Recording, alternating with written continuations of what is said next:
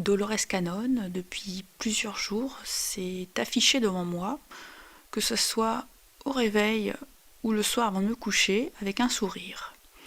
J'ai donc pris le temps de me connecter. Bien sûr, avant de me connecter, je tiens à préciser que j'ai vérifié toute ma sphère énergétique et j'ai monté mes fréquences. Donc ma partie supérieure m'a transmis que c'était bien Dolores Cannon qui souhaitait me transmettre un message. Je me suis bien évidemment assurée que c'était bien elle. Je l'ai donc appelée selon ma méthode. Dolores Cannon s'est présentée à moi avec le sourire, comme j'ai pu le voir depuis plusieurs jours, que ce soit au matin ou au moment du coucher, comme je vous l'avais dit. Elle était en train de secouer un tapis. Je lui ai donc demandé qu'est-ce que c'est que cette image, qu'est-ce que c'est que ce tapis. Elle m'a donc expliqué que c'est le tapis de la Terre. La Terre va se débarrasser de ce qui l'encombre énergétiquement, de ce qui ne lui convient plus, de ce qu'elle ne supporte plus. Elle m'explique qu'il y a un système qui va casser. Elle me montre ce système comme un rouage froid, métallique, qui se brise. Elle me montre qu'un homme casse ce système en deux. J'imagine que cet homme, c'est nous, l'homme en général. Puis elle s'est montrée à moi dans un halo de lumière. Elle est dans des énergies très éthérées. C'est très blanc, très lumineux, et elle est toujours souriante. Elle me transmet les messages toujours avec le sourire. Elle me transmet l'énergie de sécurité. Elle me met donc en sécurité avec toute sa bienveillance. Elle commence à me parler que l'homme va être amené à réajuster sa posture au centre de lui-même. Il va y avoir un travail où l'humain sera amené à se réajuster énergétiquement par rapport à ce qui s'en vient. Elle est très positive par rapport aux nouvelles énergies et elle me montre également qu'il va y avoir une armée blanche humaine, comme une armée de paix, que nous faisions partie de cette armée. Alors j'aime pas trop le mot armée, mais elle m'a montré tout un plein d'hommes habillés en blanc pour représenter l'humanité d'aujourd'hui, ou qui s'amène, ou qui s'annonce. Et puis elle me montre le soleil, un grand soleil lumineux. Elle se tourne vers ce soleil lumineux pour m'indiquer que il va y avoir un mouvement humain, vibratoire, qui va à présent se tourner vers la lumière. Elle m'explique de ne plus rester dans ces énergies qui tournent en rond intérieurement. Lorsque l'on reste dans des énergies qui se répètent, cela peut devenir vicieux pour nous-mêmes. On nourrit la mauvaise matrice qui est en nous. Elle m'explique que dans chaque corps, il y a une matrice énergétique intelligente. C'est le système intérieur d'un humain. Il y a une matrice émotionnelle. C'est celle qui nous structure lorsque l'on reste dans nos schémas de répétition, lorsque ce n'est pas vertueux envers nous-mêmes. C'est comme si l'on refusait de regarder à la loupe l'origine de cette coupure intérieure. Pourquoi nourrissons-nous cette matrice énergivore ? Pour elle, c'est une coupure avec soi-même, avec notre stabilité et notre ancrage, depuis la source de notre cœur. Puis elle m'invite, Dolores Cannon, à monter un peu plus haut dans les énergies. Et d'un coup, elle me montre des énergies de type arc-en-ciel, dans des vibrations et dans des couleurs arc-en-ciel irisées. Et c'est là où elle me parle d'ancrage dans le cœur des hommes. Voici ce qu'elle dit. Lorsque l'on cherche à se libérer de blessures ou de situations répétitives, nous créons naturellement une porte de sortie vers ce qui pouvait nous aspirer négativement. Nous nous dirigeons vers un chemin beaucoup plus lumineux. Elle me montre un portail de lumière où je vois un humain qui traverse ce portail. L'humain a la capacité de créer et de visualiser son propre portail, sa propre sortie. Il n'y a pas de résistance à avoir. Alors j'ai eu mon côté un peu plus terre à terre et je lui ai demandé qu'est-ce qu'elle a à nous dire pour les années à venir. Elle me répond en me montrant un livre qu'elle referme. Elle m'explique que ce livre était relié à sa personnalité terrestre. Et que sa personnalité terrestre a pu être limitée dans ses propres connaissances qu'elle a accumulées au fil de sa vie. Aujourd'hui, depuis le plan où elle se trouve, actuellement, elle évolue. Alors, pour info, elle est devant moi. C'est plus son visage avec un corps de lumière qui est devant moi. Et donc, elle semble conseiller qu'aujourd'hui, il est temps de refermer ses livres. Parce que tout ça, ça peut nous limiter sur des informations qu'on peut récolter. Parce qu'on peut s'éloigner de notre propre source. Cette source qui est en nous et qui sait tout.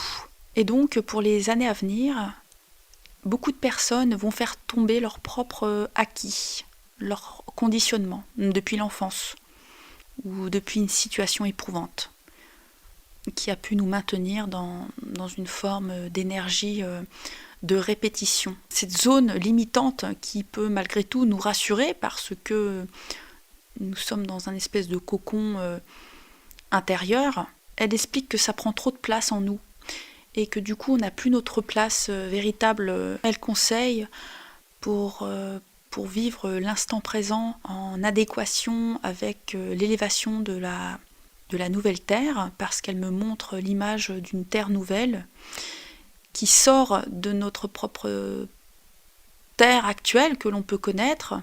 Elle me montre une Terre qui s'ouvre en deux et elle me montre un noyau très lumineux qui en sort en fait. Et elle m'explique que ce nouveau noyau qui monte en fréquence est une mue. Elle m'explique que la Terre d'aujourd'hui, dans sa structure, va faire tomber sa mue vibratoire, une mue qui n'est plus compatible avec les énergies qui émergent aujourd'hui. Que cette mue émotionnelle dans laquelle on était maintenu, ça nous maintenait dans une réalité faussée au final. Je pense que cette mue émotionnelle, c'est mon avis à moi, hein. Dites-moi ce que vous en pensez dans les commentaires et toujours dans la bienveillance. C'est tout simplement une espèce de matrice artificielle dans laquelle on nous maintient. Quand elle parle de mue émotionnelle négative, je pense que c'est toutes les peurs qui émanent de cette matrice pour nous maintenir toujours dans des basses fréquences. Donc du coup, notre réalité semble faussée, au final. Donc elle me montre un pic qu'elle tient dans sa main, et elle met un énorme coup de marteau sur ce pic, sur la Terre.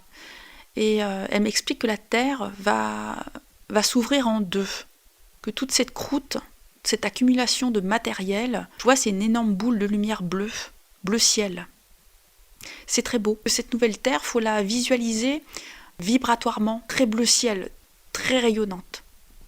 Il semblerait même que c'est une Terre qui a grandi.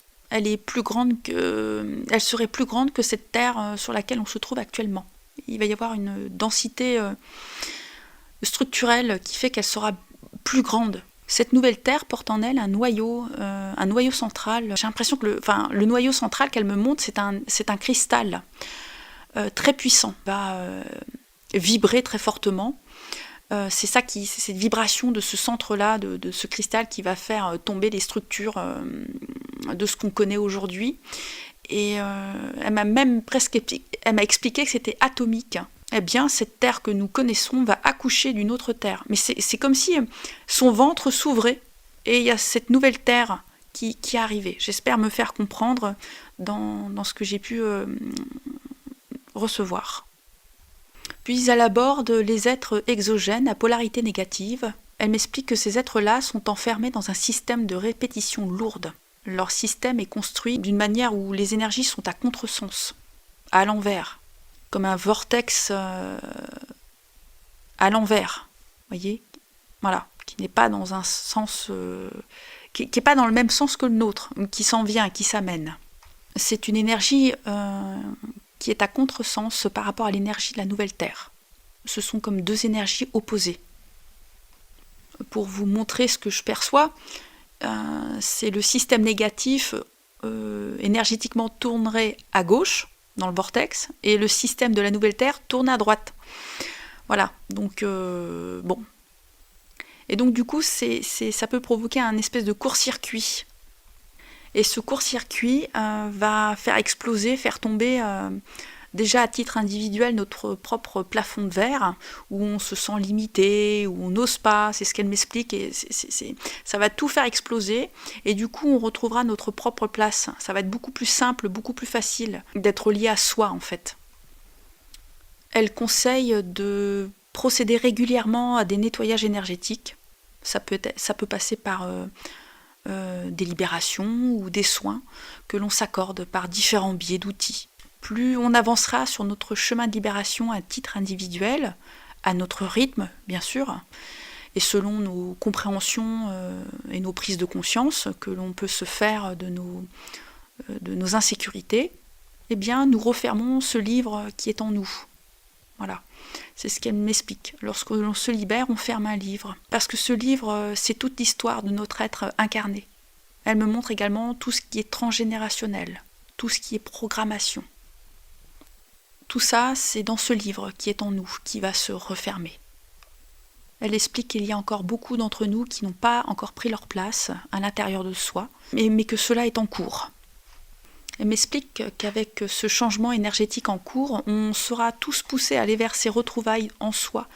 On se retrouve intérieurement. Le fait de se retrouver en soi, de se reconnecter à nous-mêmes, et plus connecté à des sources d'angoisse extérieures à nous, eh bien nous contribuons tous individuellement à faire tomber la structure de cette planète si lourde sur laquelle on évolue actuellement. Elle me montre que la planète Terre actuelle va éclater croûte par croûte. C'est comme si tout tombait comme morceaux de puzzle. C'est nécessaire parce qu'au final, on va retrouver l'être vibratoire qui est en nous, cette origine propre à nous. Elle m'explique que tout ce qui est installation de systèmes draconiens va sauter. Ils n'auront plus leur place. Elle me montre que l'humanité est en train de grandir et qu'elle est actuellement dans un stade d'enfant. C'est une croissance lente, mais assurée. Il y en a qui ont déjà grandi, mais qui continueront de grandir. Et puis d'autres qui sont en train de grandir aussi, impliquant la sortie de leur propre douleur. Que lorsque l'on a mal dans son corps, c'est parce qu'on grandit aussi. Quand on a des douleurs comme ça, suite à un cheminement personnel, par n'importe quel outil thérapeutique, elle m'explique qu'après, on peut avoir des douleurs dans le corps. C'est notre structure en fait cristalline à l'intérieur qui grandit. C'est comme nous, le squelette, en tant qu'humain, quand on grandit, on peut avoir mal dans les chevilles, mal au coude, mal à la nuque, mal au dos. Eh bien, c'est pareil. Nous ressentons les mêmes symptômes lorsque nous grandissons vibratoirement. Notre corps physique accueille cette nouvelle structure qui grandit en nous. Nous sommes en reliance avec les fréquences qui sont amenées à monter. Nous avons donc à peu près les mêmes douleurs que notre corps quand il grandit. C'est tout simplement notre état vibratoire qui change. Elle conseille de nous reposer un maximum, de méditer, d'écouter de la musique vibratoire et d'élever nos fréquences. Elle conseille également de revoir ses objectifs, que ce soit professionnel ou personnel. Elle parle qu'en règle générale, l'humanité va monter ses fréquences. Et lorsque l'humanité aura atteint la vibration de couleur violette, c'est que ce sera une humanité reliée à sa propre spiritualité et en reliance avec cette terre qui s'amène. Il y a véritablement une élévation au cœur de l'homme qui s'ajuste avec l'élévation de la nouvelle terre. Et puis, elle s'est mise à me parler du plan quantique, de toutes ces énergies. Elle répète que lorsque nous nous libérons par n'importe quel biais de libération, nous changeons l'histoire quantique, cette trame quantique qui est en nous. C'est comme une page qui se tourne. À chaque prise de conscience, à chaque libération, eh bien, nous changeons notre trame quantique. Elle m'explique que la dimension quantique, c'est notre propre rouage d'un fonctionnement. À chaque libération, elle me montre que tout est lumineux. Je vois que tout est lumineux, donc, et que toutes les couleurs, et je me retrouve dans des couleurs dorées. Elle me montre l'importance des particules d'or lorsque nous changeons, lorsque nous grandissons. Nous nous branchons à de nouvelles énergies, les nôtres. Elle m'explique l'importance des prises de conscience pour sortir de schémas qui ont pu prendre notre place. Une prise de conscience, c'est comme un moteur avec des hélices, un moteur à hélices qui tournait dans notre propre système intérieur. Et le fait de se libérer, ce moteur s'actionne, on va dire, et ça vient aérer, réoxygéner, relancer. Ça va venir réencoder notre dimension quantique, nos vibrations donc. Puis elle m'interpelle sur l'importance de l'eau. Lorsque nous sommes enfermés dans des angoisses parfois virtuelles, irrationnelles, par rapport à une situation, eh bien c'est toute l'eau dans notre corps qui vibre ces angoisses-là. Nous sommes baignés en permanence par une eau qui est croupie à l'intérieur de nous, une eau qui n'est pas harmonieuse, ni structurée, ni régénérée.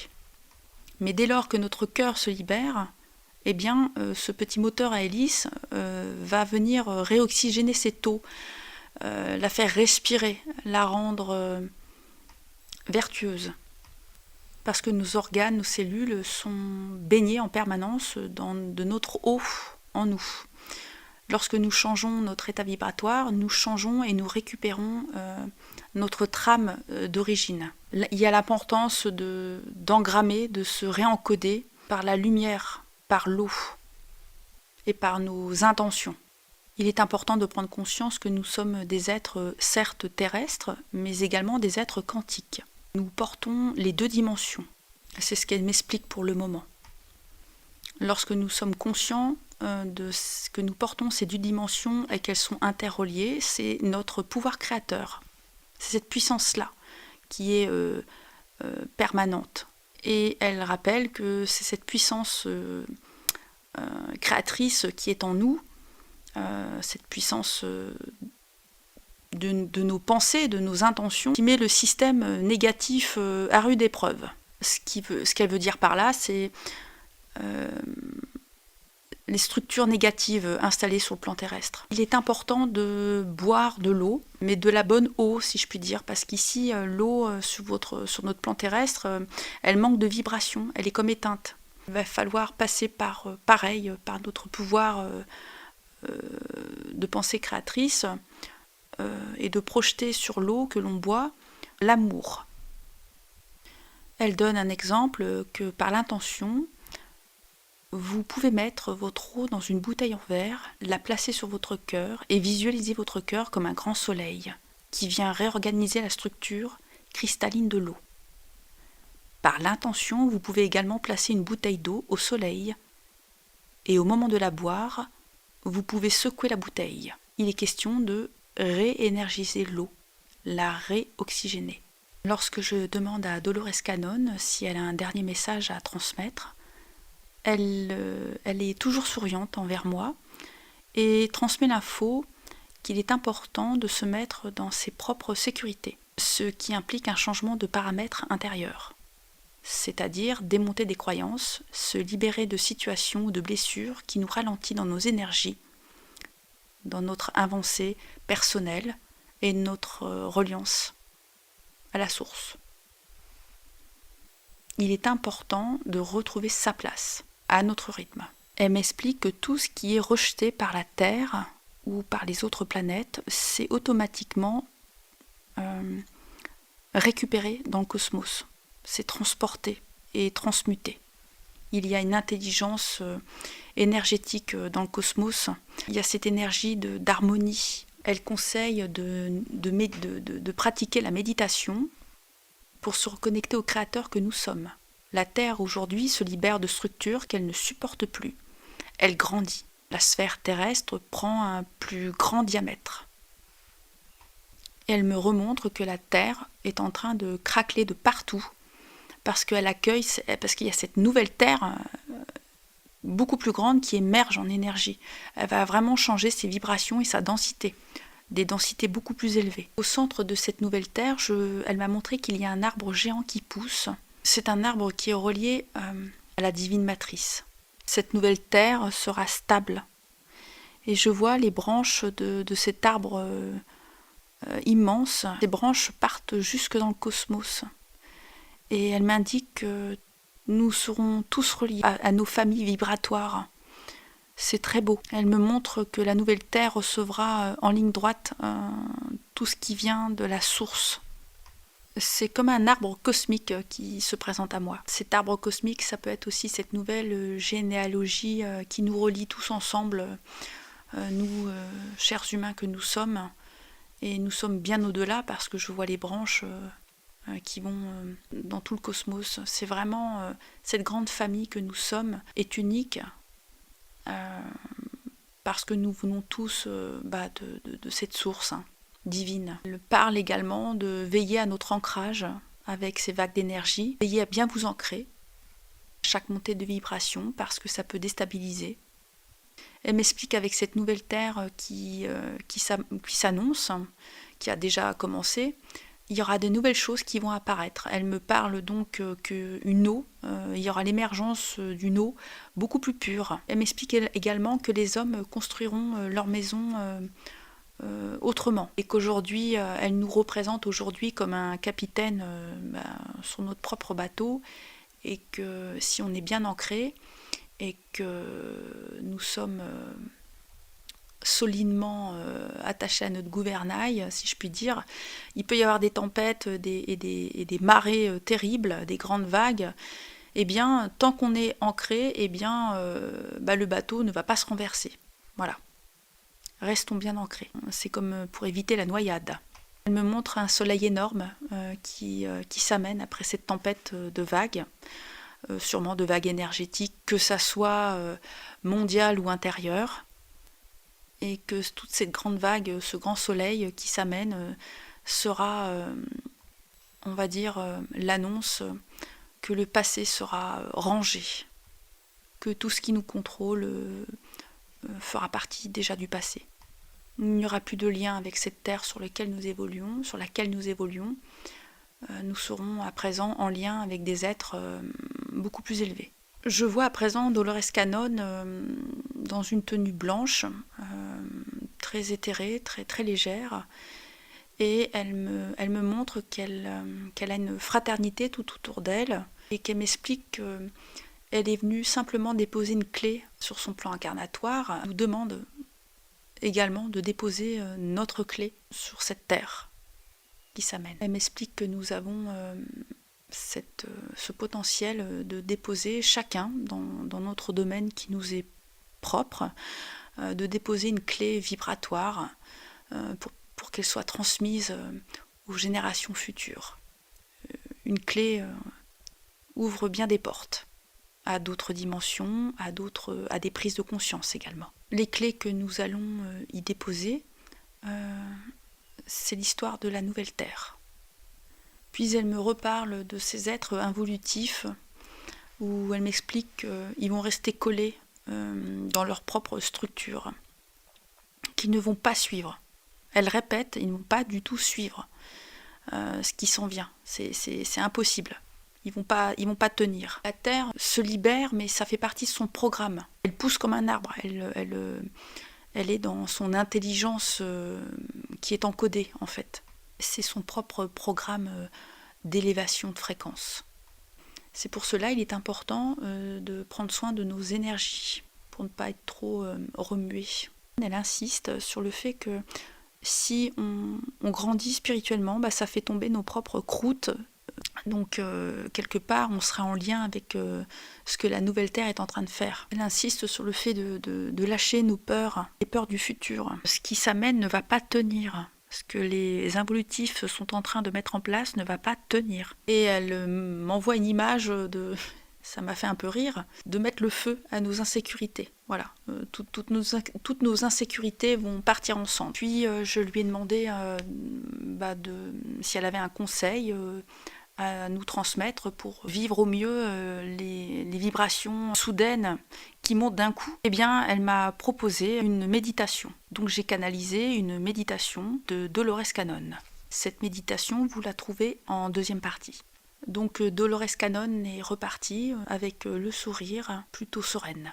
Je ne peux que vous conseiller d'être confiant sur ce qui s'amène. Bien sûr, nous allons vivre quelques tempêtes structurelles, si je puis dire, mais c'est pour un mieux-être. Les méditations que l'on a pu entendre aujourd'hui ont changé au niveau des énergies. Il est important maintenant de visualiser de la lumière dorée ou de la lumière de couleur émeraude, tout ce qui est cristallin. Ce sont des nouvelles méditations en résonance avec le noyau de la nouvelle Terre. Si vous avez trouvé ce partage intéressant, cela me ferait plaisir que vous puissiez y mettre un pouce et n'hésitez pas à faire voyager cette chaîne.